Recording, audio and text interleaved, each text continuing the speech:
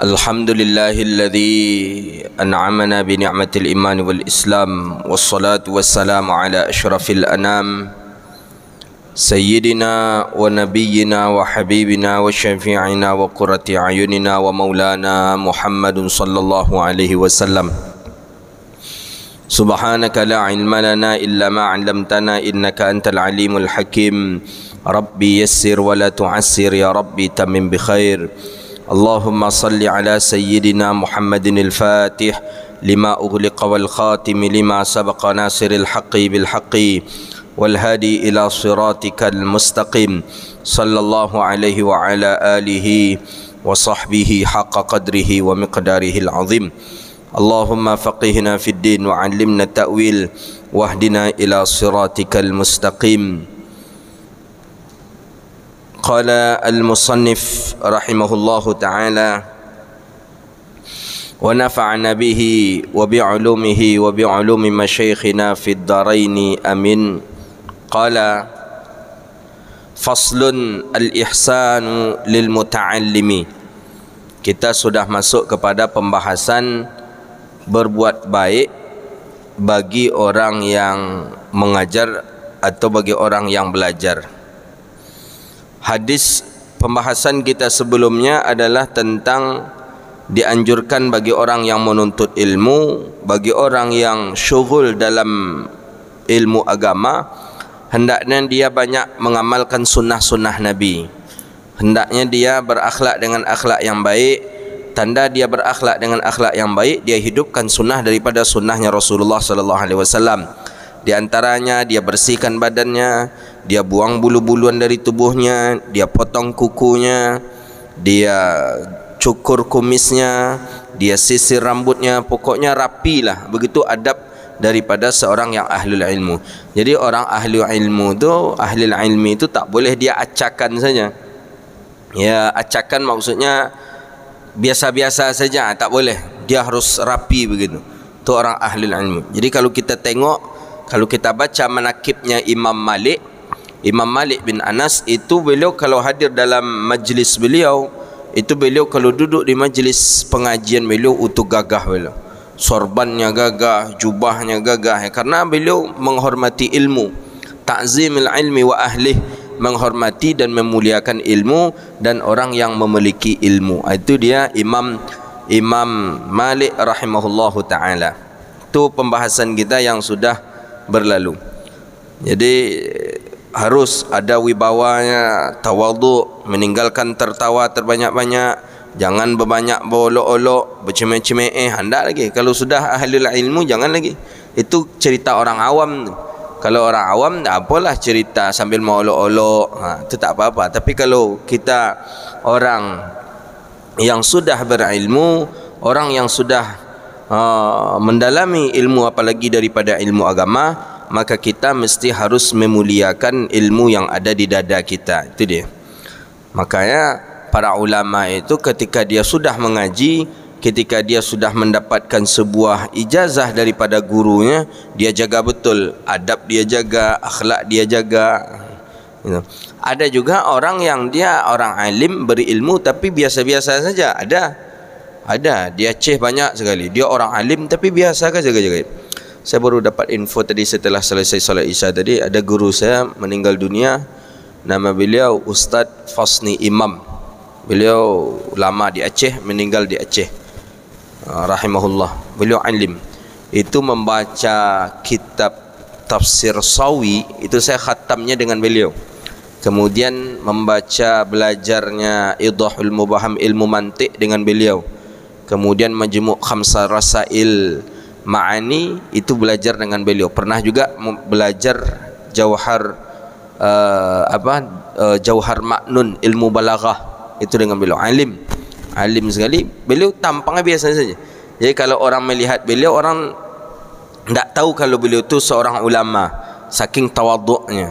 Itu beliau tadi meninggal dunia. Saya dapat info setelah salat Isya tadi. Mudah-mudahan Allah lapangkan kubur beliau, Allah terima amal ibadah beliau, dan Allah kumpulkan beliau bersama orang-orang saleh. Ana ajak antum membaca Al-Fatihah untuk beliau. Bisiril Fatihah. A'udzubillahi minasyaitonirrajim. Bismillahirrahmanirrahim. Alhamdulillahi rabbil alamin arrahmanir rahim maliki yaumiddin iyyaka na'budu wa iyyaka nasta'in ihdinas siratal mustaqim siratal ladzina an'amta 'alaihim ghairil maghdubi 'alaihim waladdallin amin. Banyak kitab-kitab yang ana khatamkan bersama beliau. Banyak beliau alim sekali, dan ada beberapa ijazah wirid zikir yang ana terima ijazahnya daripada beliau. Di antaranya ada namanya doa utbatil ghulam namanya. Itu doa utbatil ghulam itu ana menerima ijazah dari beliau. Kemudian ada nama zikir lagi, zikir ismun khafi, ana terima dari beliau juga. Kemudian ada lagi nama hizbus syafi'i, ana menerima ijazah itu juga dari beliau rahimahullahu ta'ala. Meninggalnya ulama musibah bagi kita, karena tidak ada ulama maka tinggallah yang jahil. Kalau yang jahil tinggal, fa'aftau bighairi ilmin, kan disebutkan oleh Nabi dalam hadis Bukhari, fa'aftau bighairi ilmin. Kalau orang jahil tinggal, maka fa'aftau bighairi ilmin, mereka berfatwa tapi tidak dengan ilmu, apa nyinyo aja berfatwa. Jadi bagaimana akibatnya? Adallu fa'adallu, sesat lagi menyesatkan. Dia tersesat, terbawa pula orang sesat dibuatnya oleh dia. Itu dia. Maka alhamdulillah kita masih ada para ulama yang masih ada, yang belum Allah angkat, dan mudah-mudahan kita masih bisa mengambil istifadah, mengambil manfaat dengan ulama-ulama yang masih ada ini. Ini banyak sekali ulama kita meninggal dunia. Beberapa hari yang lalu Profesor Dr. Huzaimah Janggo, itu pakarnya usul fikih dari kalangan perempuan, itu beliau S2 S3-nya di Al-Azhar. Pernah kita datangkan ke An-Nur ini dulu. Dah sepuh beliau, Masya Allah. Habis ulama dipanggil ulama, tinggallah kita yang jahil-jahil. Fa'aftau bighairi ilmin, maka yang jahil akan berfatwa dengan tidak ada ilmu. Adallu fa'adallu, sesat lagi menyesatkan. Qala al-musannif rahimahullahu ta'ala wa nafa'ana bihi wa bi'ulumihi wa bi'ulumi masyayikhina fid dharaini amin. Wa yanbaghi lahu an yarfaqa bima yaqra'u alaih. Dan sewajarnya, sepantasnya bagi seseorang, bagi seorang guru, bahwa dia berlunak lembut, berlemah lembut kepada orang yang belajar kepadanya. Jadi kalau ada orang datang kepada kita belajar, kita santun, harus santun gitu. Nak boleh kita garang, orang nak ngapo nyak kan? Jangan. Tuan, Syekh, Buya, Ustaz, saya nak mengaji. Ini memang dianjurkan minta izin gitu dulu. Ustaz, boleh saya ikut pengajian Ustaz? Ahlan, silakan. Wa ayyarhaba bihi. Kemudian kita sambutnya. Dia ingin belajar, langsung kita sambut. Nah, jangan kita wang nak kasi kau ngaji yang nak kau ken masjid tu. Jangan. Sambutnya. Saya ingin mengaji dengan Ustaz. Alhamdulillah, silakan. Wa yuhsana ilaihi, dan kita mesti berbuat baik kepadanya.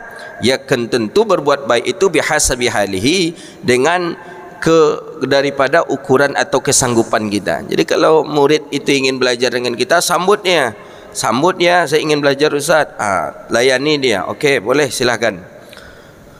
Gharwaina an Abi Harun Al-Abdi qala kunna na'ti Aba Sa'id Al-Khudri. Kata Abi Harun Al-Abdi, kami datang kepada Aba Sa'id Al-Khudri radhiyallahu taala anhu. Fayaqul, kata kemudian Aba Sa'id Al-Khudri berkata, apa kata Aba Sa'id Al-Khudri? Marhaban bi wasiyati Rasulillah. Selamat datang wasiat Rasulullah. Jadi penuntut-penuntut ilmu ni wasiat Nabi ni. Kita ni wasiat Rasulullah sallallahu alaihi wasallam. Itu kata Aba Sa'id Al-Khudri. Marhaban bi wasiyati Rasulillah. Selamat datang hai para pewasiat Rasulullah sallallahu alaihi wasallam. Innan Nabi sallallahu alaihi wasallam, sesungguhnya Nabi sallallahu alaihi wasallam qala, Nabi berkata, apa kata Rasulullah? Innan nasa lakum tabaun, sesungguhnya manusia lakum, bagi kamu ada pengikut. Bagi kamu itu pengikut. Wa inna rijala ya'tuna min aqtaril ard yatafaqahuna fid din, dan sesungguhnya orang-orang datang mereka kepada kamu untuk yatafaqahu fid din, mendalami ilmu agama. Bagaimana anjuran Rasulullah? Fa idza ataukum, apabila mereka datang kepada kamu, fastausu bihim khaira, maka berwasiatlah kepada mereka akan kebaikan.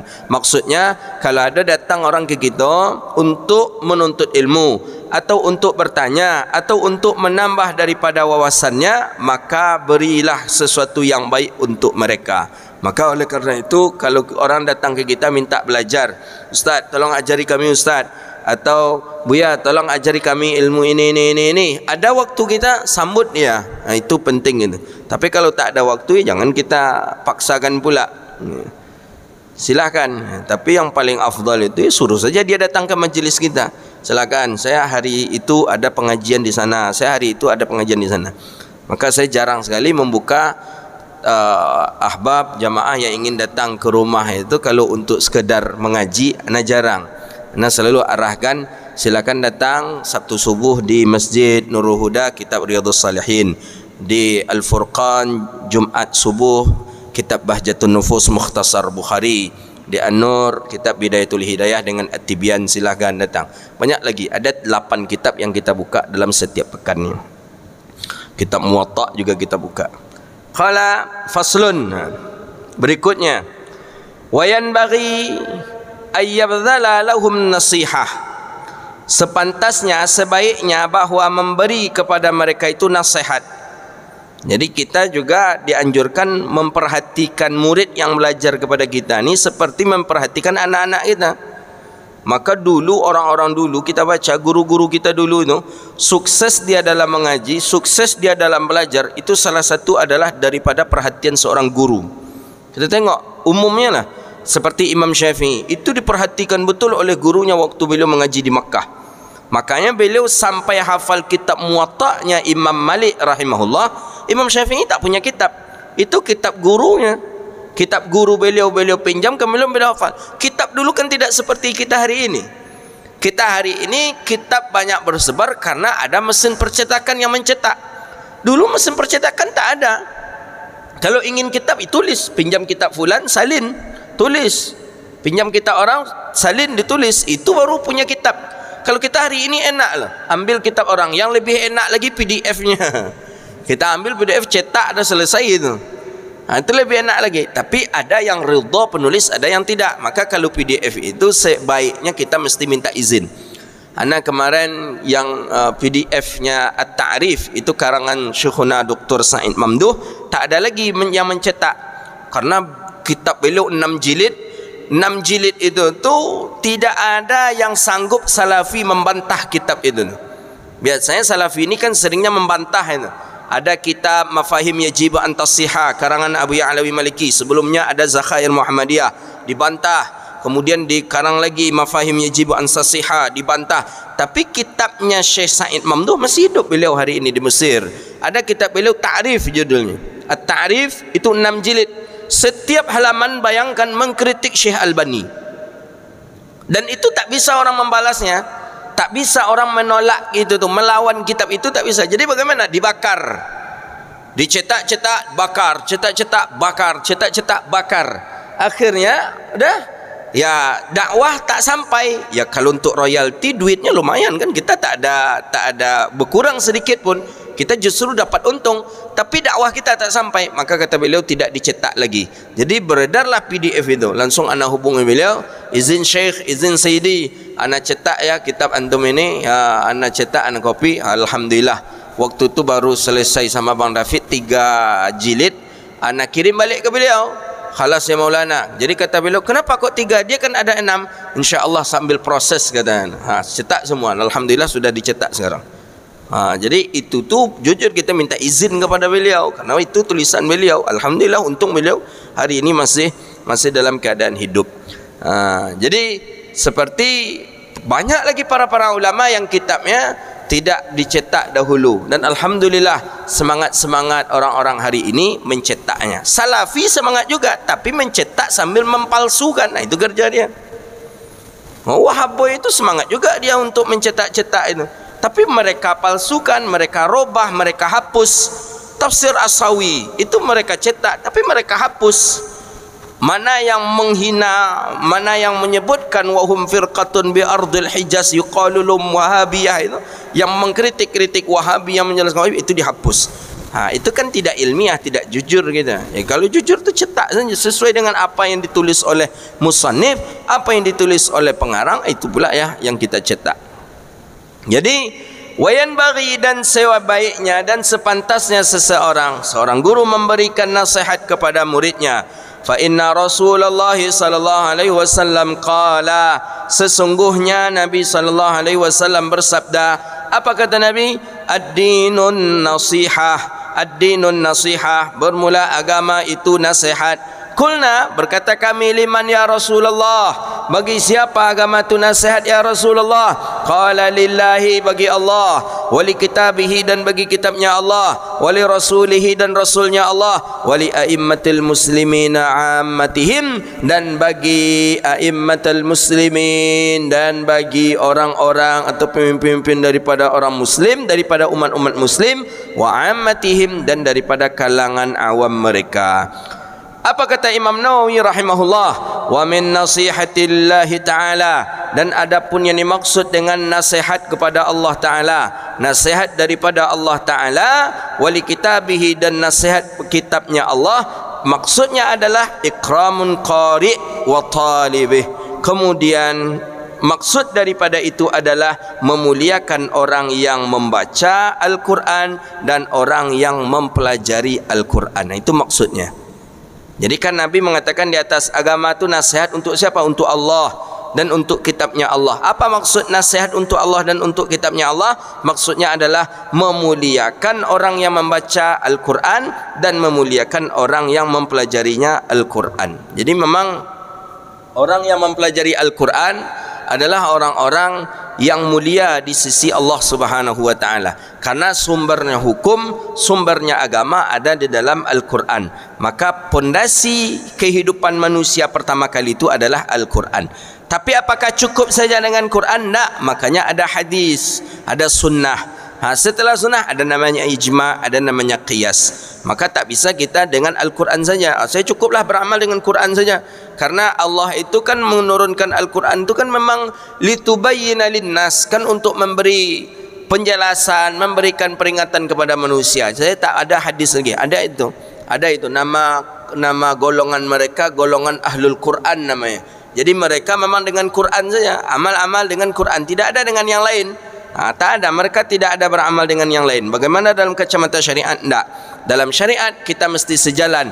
Al-Quran kita amalkan, hadis Nabi pun kita amalkan. Wa irsyaduhu ila maslahatihi, kemudian menunjukkan jalan, irsyad, memberikan jalan kepada murid untuk maslahahnya. Jadi apa yang bagus, apa jalan keluar untuk murid ni? Itu guru dianjurkan untuk menunjukkannya. Makanya di zaman sahabat Nabi, Rasulullah itu juga tempat curhat. Nabi memberikan solusi. Ya Rasulullah, saya di rumah tangga seperti ini ya Rasulullah. Tolong berikan aku solusi ya Rasulullah. Nabi berikan solusi. Memang Nabi sebagai mursyid itu kan penunjuk jalan. Kita seorang guru, kita seorang syekh, memang memberikan petunjuk pula kepada murid-murid kita. Pokoknya petunjuk tadi kepada hal yang baik. Maka oleh karena itu jangan salah mencari mursyid. Kalau kita salah mencari mursyid, itu yang bahaya, fatal akibatnya. Maka kalau mencari mursyid, carilah mursyid yang alim. Siapa yang alim? Yang tahu ilmu syariat. Berwuduknya sah, salatnya sah, pergi Jumatnya. Tapi ada orang menganggap dia sebagai mursyid tapi tidak bersyariat.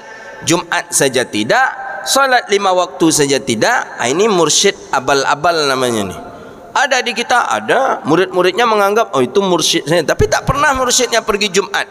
Daerah kami ada tu, daerah Rahul ada itu. Salat 5 waktu pun kadang tak tepat waktu. Lah habis salat baru dia puasa bulan Ramadan tak tepat waktu nak berbuka. Ini bukan mursyid apa ini? Bukan mursyid yang disebut dengan di sini ini. Itu mursyidus syaitan namanya. Yang ditunjuki oleh syaitan ni. Jadi tak boleh kita ketika belajar, ketika mencari seorang mursyid, pandanglah dia pertama kali dia mengikuti syariat tak. Itu paling pertama itu. Dia mursyid ini, syekh ni salat tak dia? Itu paling pertama. Puasa tak dia di bulan Ramadan? Kemudian Jumat tak dia? Itu pertama kali. Kemudian yang kedua barulah ditengok akhlaknya. Bagaimana dengan akhlaknya? Kalau para ulama tasawuf, akhlak itu tidak lagi bagian daripada urusan seorang murid. Murid tidak mesti memandang kepada akhlak guru, tapi cukup memandang syariat guru. Itu dia. Di dalam kitab Tanwirul Qulub, Al-Imam Syekh Amin Kurdi rahimahullah ta'ala menjelaskan itu. Sehingga ada kadangkala akhlak guru ini yang kurang bagus menurut dia, maka jangan terlalu cepat untuk berburuk sangka. Apa contohnya? Umpamanya guru nampak minum tagak pakai tangan kiri, kan buruk pandangannya tu. Seorang mursyid dia minum berdiri pakai tangan kiri, tapi kata Syekh Amin Kurdi, jangan cepat-cepat berburuk sangka. Kalau kita berburuk sangka, bahaya nanti. Masa seorang syekh minum tagak pakai tangan kiri pula? Tak betul tu. Percuma aja dia banyak hafal hadis, percuma aja dia banyak ayat. Kalau cepat buruk sangka, usahakan dahulu kala kalau melihat adab seorang mursyid, seorang murid dianjurkan untuk husnuzan terlebih dahulu. Mungkin tangannya sakit sebelah kanan, atau mungkinnya pas tangannya sebelah kanan tu sedang lemah pula mursyid tadi. Atau memang dia berduduk itu pantatnya mungkin banyaklah, dianjurkan husnuzan lebih dahulu. Makanya ketika seorang murid menengok akhlak seorang mursyid, tidak boleh cepat berburuk sangka, mesti harus husnuzan, berbaik sangka. Ingat kita kisah anak Imam Ahmad bin Hanbal, siapa namanya? Abdullah ibn Ahmad ibn al-Hanbal. Ketika Imam Syafi'i makan banyak di rumahnya, ingat tak kisah kita itu? Imam Syafi'i diundang oleh Imam Ahmad bin Hanbal makan.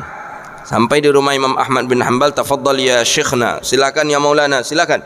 Dimakan oleh Imam Syafi'i, banyak, habis hidangan itu. Abdullah memandang dari jauh, ini namanya Syafi'i ini, makan banyak. Masa orang alim makan banyak? Jadi dia awalnya sudah salah sangka anak Imam Ahmad bin Hanbal. Setelah Imam Syafi'i makan banyak, Imam Syafi'i masuk kamar. Imam Syafi'i masuk kamar yang disediakan oleh Imam Ahmad bin Hanbal.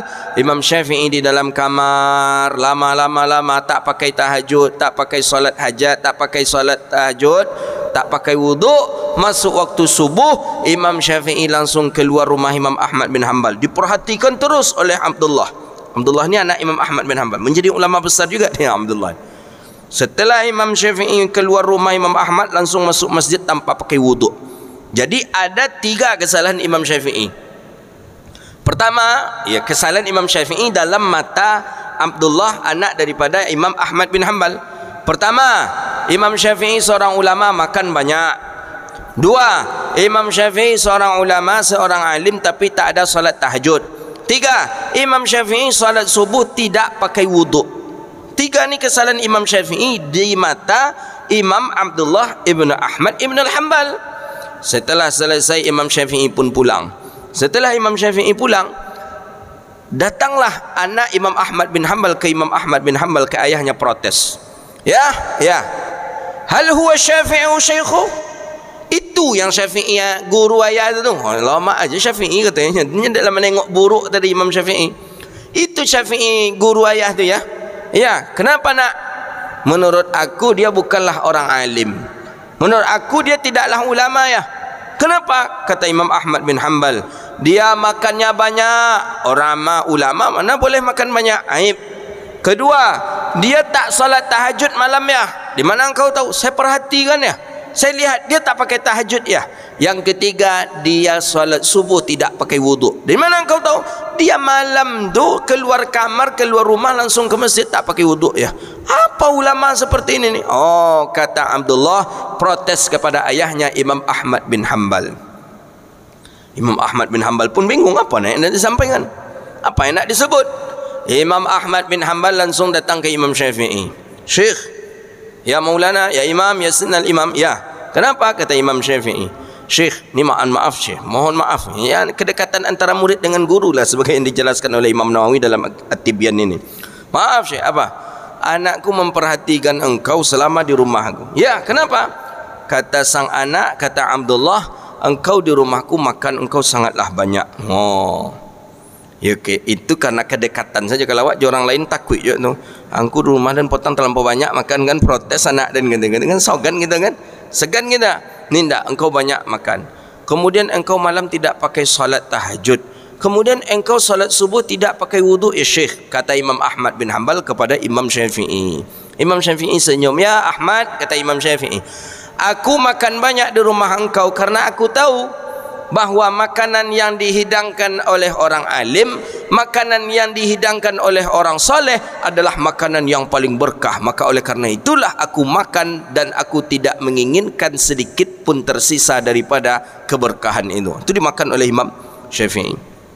Kedua, aku tidak tahajud di malam hari, iya, karena aku tidak ada tidur, kata Imam Syafi'i. Malam itu, hai Ahmad, kata Imam Syafi'i, aku menghasilkan 115 fatwa hukum. Jadi Imam Syafi'i itu memenuang malam-malam tu, siap hukum, 2 hukum, bisa keluar 115 hukum ketika itu. Tu kalau menungnya ulama tu fatwa jadi keluar. Kalau kita memenuang lainan tauhid ni kan mandi wajib jadinya. Kalau Imam Syafi'i memenuang malam tu, memenung Imam Syafi'i malam tu, hukum yang keluar. Imam Ahmad bin Hanbal kaget. Ya Allah, kata Imam Ahmad bin Hanbal. Kaget Imam Ahmad bin Hanbal. Dalam satu malam itu, antara siap makan sampai ke waktu subuh, Imam Syafi'i sudah menghasilkan 115 hukum. Kok bisa Ustaz tanpa melihat kitab? Kitab tu sudah di kepala beliau, sudah di dada ya. Hadis di dadanya, Quran di dadanya. Kitab hadis pertama kali yang ada ketika itu kitab Muwatta sudah hafal Imam Malik, sudah Imam Syafi'i sudah hafal. Jadi tinggal mengolah saja. Di mana diolah? Di akal, bukan di kertas. Bukan di kertas diolah, tapi di akal. Diolah di akal. Diolah di dada, jadilah dia sebuah hukum. Kemudian aku solat subuh tidak pakai wuduk, kata anak engkau, ya bahwa aku tidak batal wudukku. Jadi kata Imam Syafi'i, sebelum aku makan aku berwuduk, setelah itu aku langsung masuk kamar dan aku mutolaah dan murajaah, dan setelah itu waktu subuh pun masuk dan aku langsung datang ke masjid untuk solat. Jadi Imam Syafi'i solat subuh dengan wuduk sebelum makan waktu isya. Jadi makanya oleh karena itu kalau dalam masalah akhlak kepada mursyid, jangan cepat-cepat buruk sangka. Dahulukanlah husnuzan, begitu kata Imam Amin Al-Kurdi di dalam kitab Tanwirul Qulub fi Muamalatil Ghuyub. Itu penting itu untuk orang-orang yang suluk, orang-orang yang beramal di jalan tariqah, maka mesti dia menjadikan kitab itu sebagai pegangannya.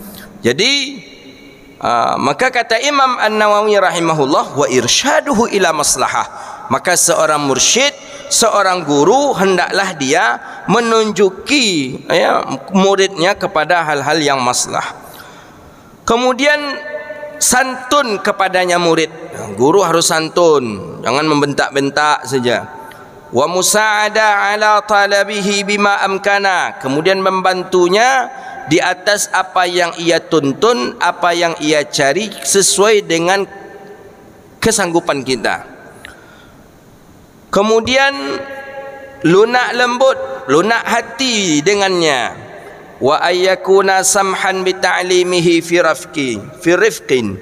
Kemudian bahwa adalah seseorang guru hendaklah dia memiliki sifat samhan, pemaaf di atas muridnya, apalagi murid itu muridnya daripada anak-anak yang kecil. Kalau anak-anak kecil kan kadang dia ribut, kadang anak-anak kecil dia berjalan, kadang anak-anak kecil ya harus dimaafkan. Itu sifat seorang murid, seorang guru harus punya maaf.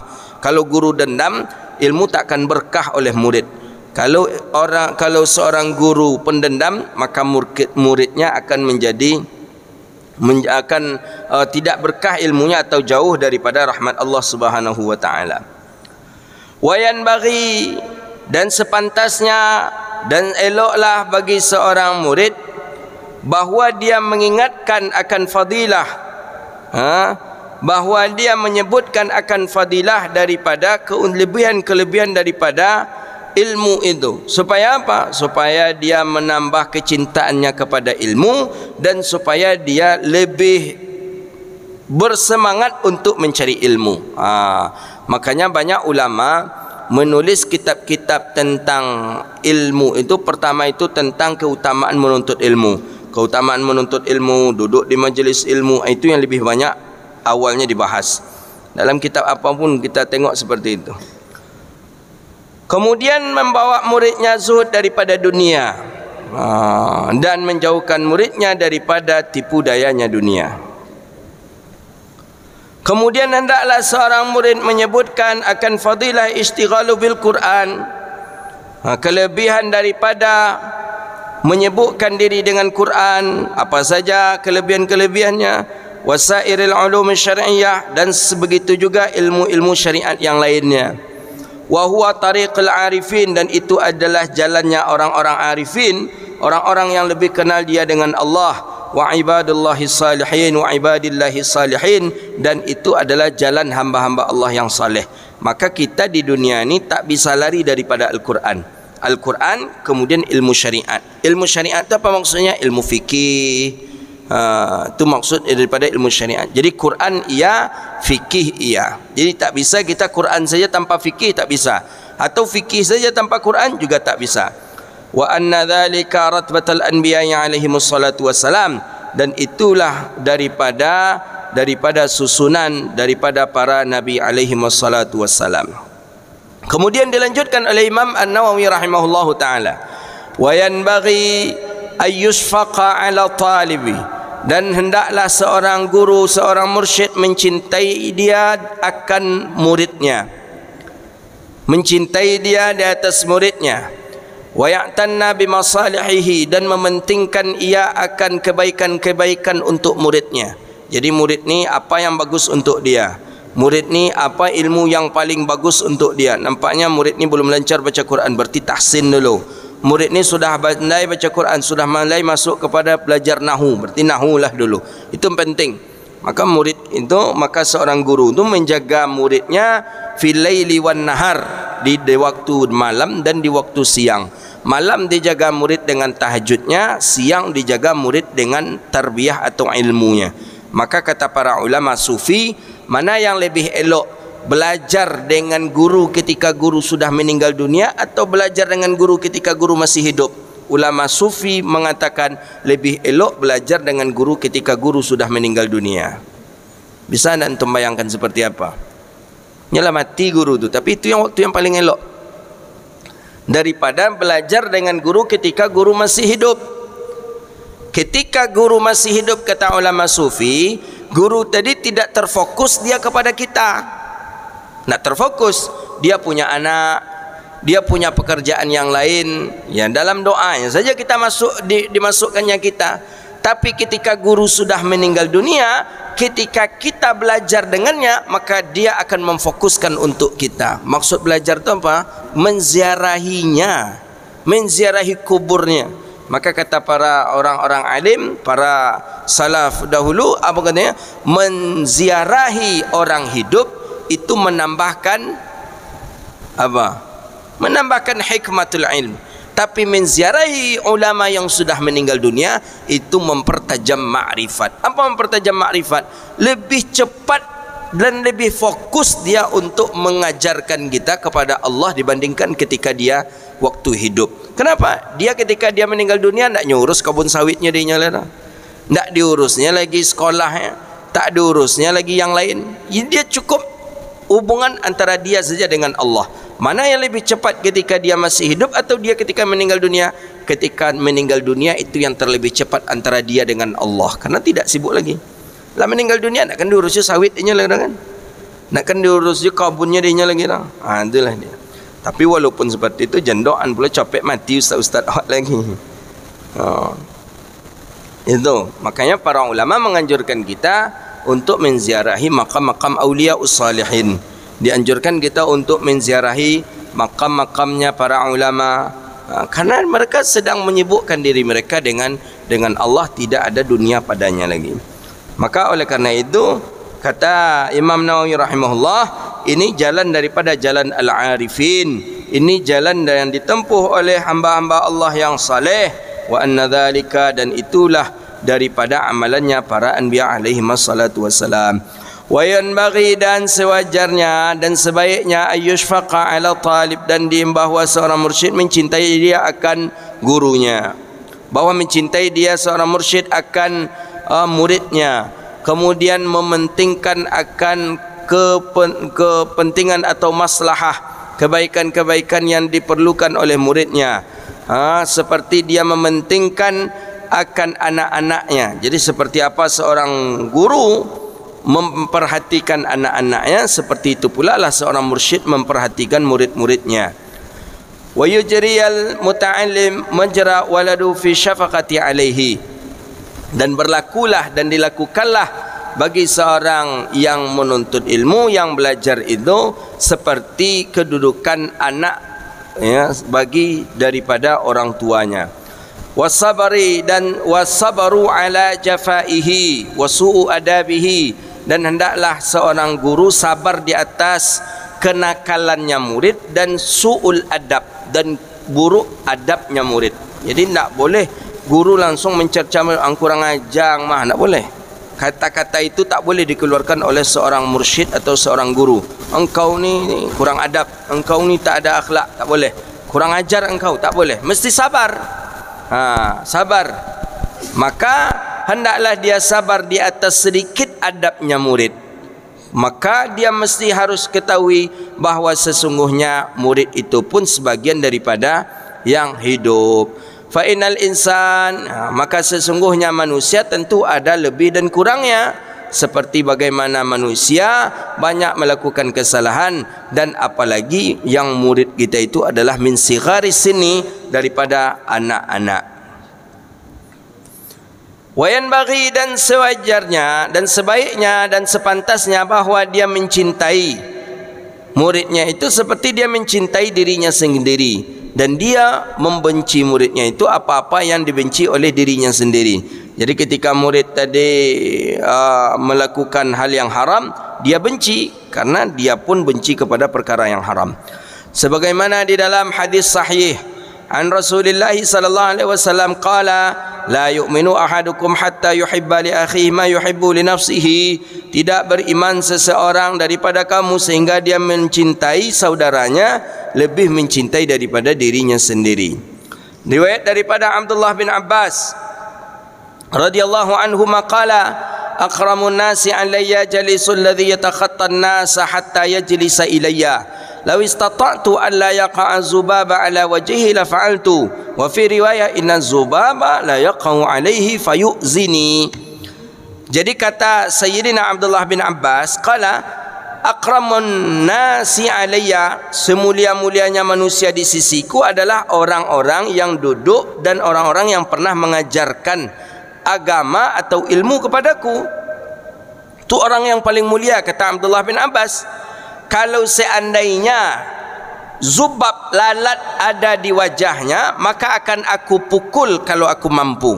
Aku tak menginginkan ada lalat daripada wajahnya, karena seolah-olah aku membenci sekali, seolah-olah lalat tadi menghinanya. Begitu dia. Cuman kan tak mungkin kan. Tunggu ustaz, ada langau ustaz nyetok awak topiok kepala ustaz tadi, mungkin? Awak menghargai beliau kerana beliau lah memberikan ilmu kepada kita. Ada lalat, ustaz tunggu sebentar ustaz. Awak tapuk muka ustaz tu. Kalau nak ada awak, pasti kita nyampe diam aja kita tengok. Padahal kita benci. Padahal inna dhubaba la qa'alaihi fayu'zini. Aku benci melihat lalat yang ada di wajah daripada guruku.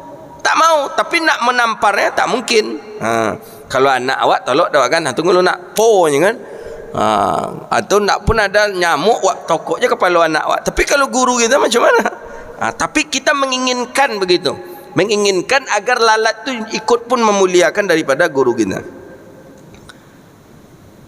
Maka hendaklah kita selalu membesarkan, memuliakan daripada guru-guru kita.